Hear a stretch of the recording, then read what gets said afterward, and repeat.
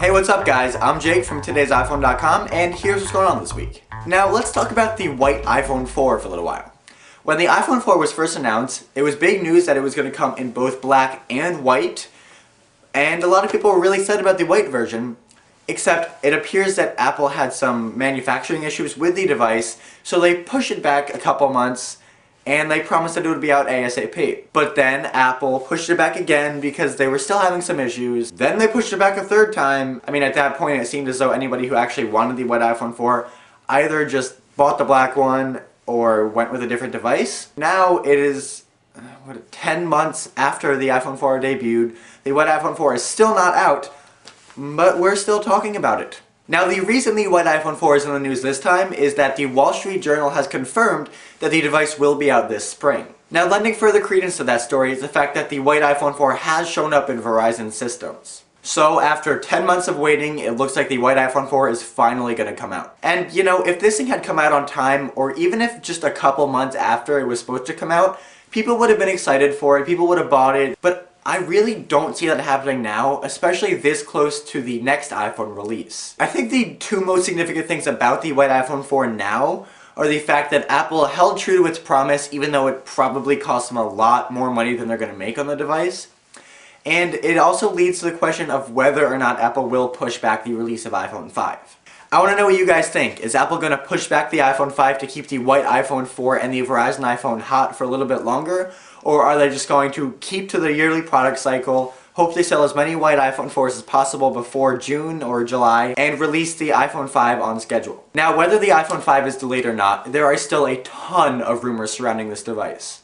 Now, Cam put together a list of the top iPhone 5 rumors over on today's iPhone.com. Now, he talks about everything from the 12 megapixel camera rumors to the 4-inch screen to the iOS 5, and it's all pretty interesting, and it'd be fun to read this and then go back after the iPhone 5 is announced and see what was real and what was fake. So if this sounds cool to you, definitely check it out over at today's iPhone.com. Link in the description.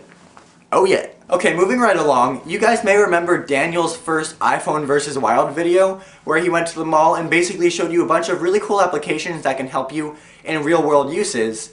Well, the second episode of iPhone vs. Wild is up now. It is a road trip edition, and it shows a bunch of really cool things like Gas Buddy and some map applications. So definitely check it out, because it's not only a really cool way to see some awesome applications, but it's cool to see how they would affect you when you're using them in the real world. Alright, in iPad 2 news, a survey went around recently to 2,000 Americans, asking them how interested they are in buying an iPad. Now, the same survey was done last year around this time for the first generation device, and it appears that interest for the iPad has increased a whopping 40% since last year. Now, obviously those are pretty big numbers, and it kind of explains why iPad stock has been so low recently. Shipping times for the device online are still 2 to 3 weeks, except, I mean, at least for me, it's shaping up to be around 4 weeks, which is awesome. One other interesting thing to note is that the Verizon iPad is way more popular than the AT&T iPad because of the more reliable network, even if the Verizon iPad is rumored to have connection issues. Now, speaking of surveys, last week I talked about the one coming out of Piper Jaffray that revealed how many American teens own an iPhone, iPad, or iPod or are planning to buy one. And if you guys remember, I asked you to leave a comment down below on that video telling me which device you owned or which you are planning to own.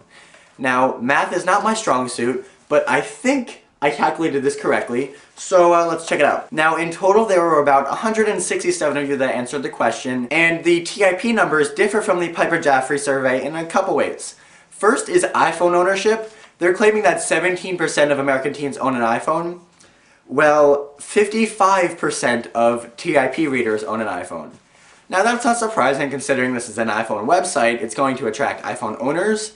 But that's a pretty big jump. Now, Piper Jaffray said that 37% of American teens plan to buy an iPhone, but according to TIP readers, only 13% plan to buy an iPhone. And that's probably because a lot of TIP readers who plan to buy an iPhone bought the iPhone 4, bumping them from the plan to category to the iPhone category, which is why those numbers are way higher. Regarding the iPad, 22% of American teens either own some sort of tablet or have one in the house, while 35% of TIP readers own an iPad. And finally, according to the Piper Jaffray survey, 86% of American teens own an iPod, while only 60% of TIP readers own an iPod. So as you can see, our numbers are skewed a little bit towards the iPhone category because this is an iPhone website, but the iPod category is the biggest category among American teens in total. Now, I am not the best at math. There's a very good chance that I messed this up.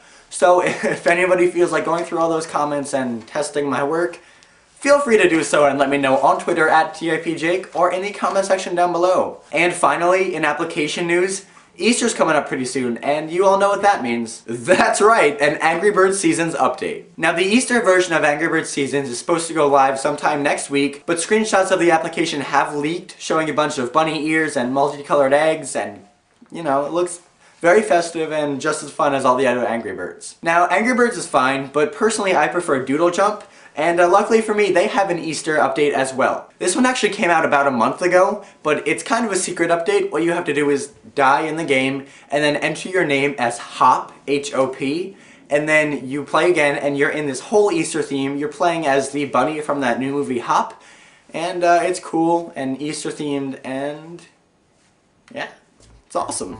Alright, well that's it for this week, guys. Thank you very much for watching. Don't forget that the links to all these stories I talked about today are in the description down below.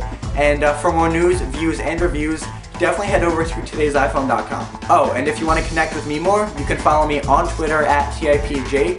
If you have any comments or questions or suggestions, I'm all ears. Well, actually, I only have 2 ears. But I will listen to you, and I like to answer questions, so definitely head over to twitter.com/TIPJake. See you next week.